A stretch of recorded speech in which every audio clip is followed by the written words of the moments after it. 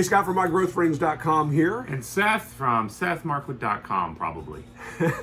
Together, along with you, the three of us, we are Markwood Men's Breakfast Club, and welcome to Tobacco Advent 2021, Day 1. Whoop, whoop, whoop.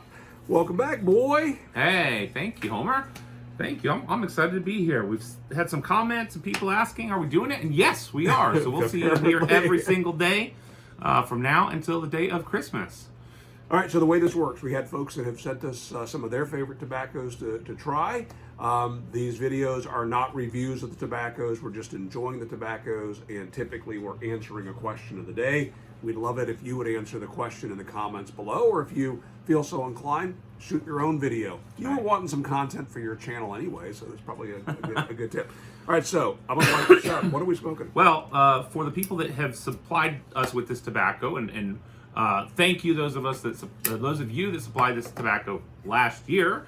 We're using leftovers from last year to smoke this year, and so you will be receiving a ornament as a thank you. A Cobsby with a white stem. And a yet to be designed and printed, but it will look just like this, 2021 3D printed ornament. This is from 2019. Don't tell anybody, but it'll look just like this. So we're going back to red. We did blue last year. Gonna go back to red. Yeah. Nice. Okay. We should probably throw some green in the mix at some point. I asked him if he had any of them made yet for this year. It's like, no, I haven't got them done. So we should have brought the spool of red in. Hey, this is this year's ornament. So what are we smoking? So this is Sutliff Christmas Spice. Scott and Seth, here's some more tobacco for you. Hope you get it in time to use for Tobacco Advent. We did, thank you. Yeah. Thanks for doing it every year. You're welcome. If you have any of those 3D printed ornaments from last year, could you send one, please? Merry Christmas. There's just all sorts of time travel stuff happening. Merry Christmas, Roger from Kentucky. Well, Roger, little did you know when you wrote that, you will be getting one from last year, as we said, and from this year, right? That's right. By the way, there's the annual string trimmer. Mm-hmm. Seems to happen every year at this time. If you didn't see our video from last week, we are filming this on Thanksgiving morning. So someone is doing yard work on Thanksgiving morning. They must have known we were here filming, because every time. That's what they do. Do we have a question for the day? I sure hope you do, since you had the list. So, a couple things. We went back and looked at some of our previous videos to see what kind of questions we asked and answered before. Plus, Boy came up with some new ones as well. Also, it is worth mentioning. We'll just mention it once. We did, in preparation for this, go through and rehydrate any tobacco that needed it, so that our experience is a good one. And for any of you that didn't catch the last video, please don't send any tobacco for this year. We are pre-filming all of these before the month of December, and so we won't. If we receive it, it's not going to fall into this year's Tobacco Advent. But thank you. All right, so here's the question for today. Working on anything exciting lately? Yes, I am. I got a couple of exciting things going on. What are you picking out of your mouth? I got like a tobacco. Something's in there. It's in there, but I can't nail it down. My goodness. Yeah, I've got a couple of interesting things. I'll do one personal, one for work.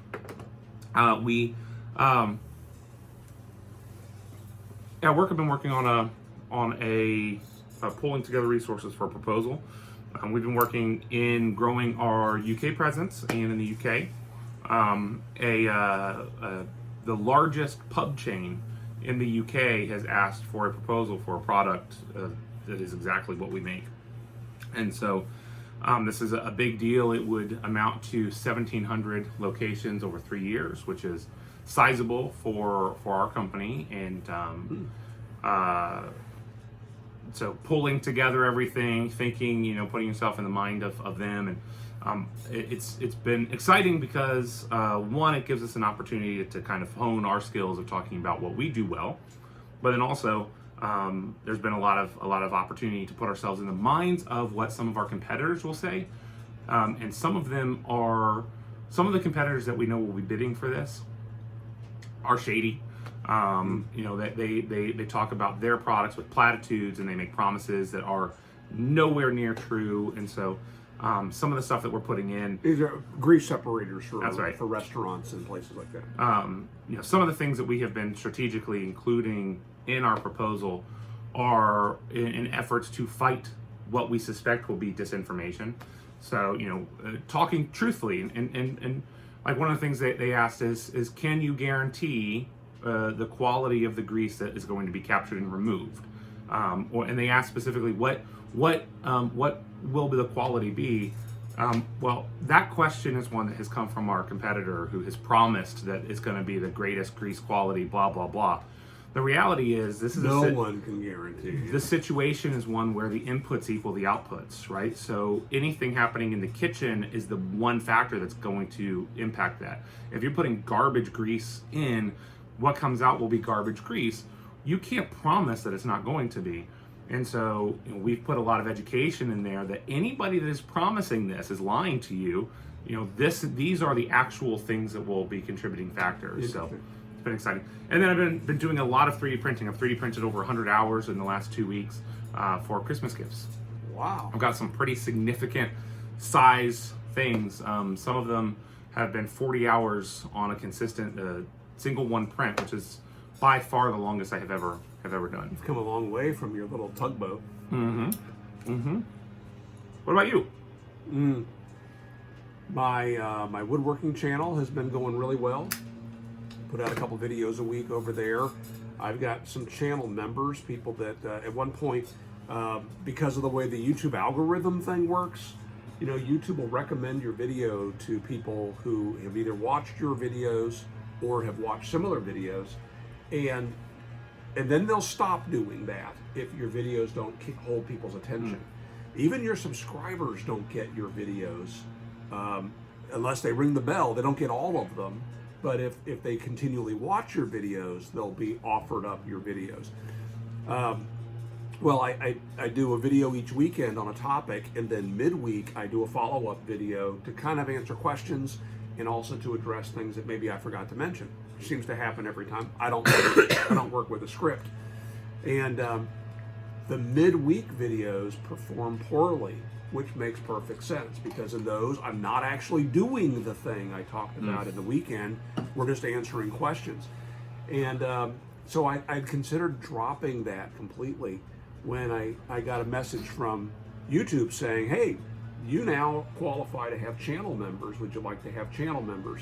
So I just threw it out to my channel and said, look, if you're interested in basically sponsoring those midweek videos, become a channel member. I'll still make those videos available publicly, but they'll only be public for 1 week, and then they become private for channel members. So that way, nobody's missing out, but the channel members get the benefit of having that back catalog. So now I have like 120 or so people that are supporting that effort, which is great. It's still interesting to me because the way that the whole analytics thing work is during that week where it's live, I do get decent viewership. And I didn't used to get decent viewership. So folks, I think, make a point of, I gotta watch that before it goes away. So that's been kind of interesting, learning more about how YouTube works now. Do you have to manually hide the video, or can you set it up to? No, you got to manually do it. Yeah, there's quite a bit that would be nice, some features that they might add. At this point, YouTube is doing this in beta, and they keep asking, what features would you like to see here, and that would be a great one. We don't want the dislike button because they've taken it away. It's crazy. Or well, they're starting to take it away. It's not fully gone. What's interesting is, as a channel, what do you call that? As a creator, I still see the count. Yeah. But I don't think the viewers do. They don't. They just have the option of clicking it. A lot of creator outrage about it. A lot of YouTube people are angry about it because what does it do? Well, it makes it impossible for viewers like us to tell if something is accurate. Is it a scam? Is it there are 90% of the reasons to use a dislike button are noble and true, and 10% is the reason that they've taken it away. You think they took it away because of the backlash from the YouTube Rewind videos? I don't think they care that much. I think they took it away for sponsors. That they can't have. If nothing looks bad, then everything should be sponsor friendly. So NordVPN is super excited. No, because they're already advertising. It's Coca-Cola and it's Target and all of the companies, the corporations that have pulled videos because they got on the wrong PewDiePie video, or they got on something that tanked pretty heavily.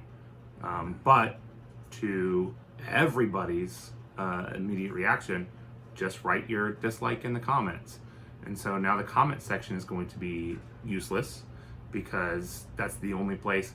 In fact, I've seen some creators say, this comment is a dislike. Give it a thumbs up if you dislike the video. Really? Yeah. And they'll pin it to the top of the comments. Anyways, that's that and buying the house and moving into a house in December. All new, exciting, and it's yet to happen, but we're excited it's going to happen. That's it. So again, for you and from you, anything exciting been going on in your life? Be sure to share it in a comment down below. Click the thumb down button if you like. And now, let's get to the rating of the pipe tobacco. If you're new to the channel, here's how we would rate a tobacco. Would you smoke it again? Yeah, I would. We've smoked this before. I don't recall. I'm picking it more spice. It's spicier this time than I remember it being. Yeah, I would. I too would smoke it again. So thank you very much, Roger from Kentucky, for sending that to us. We appreciate it, and Ornament will be on its way when it's on its way. So, all right, guys, make it a great day. We will see you tomorrow. See ya.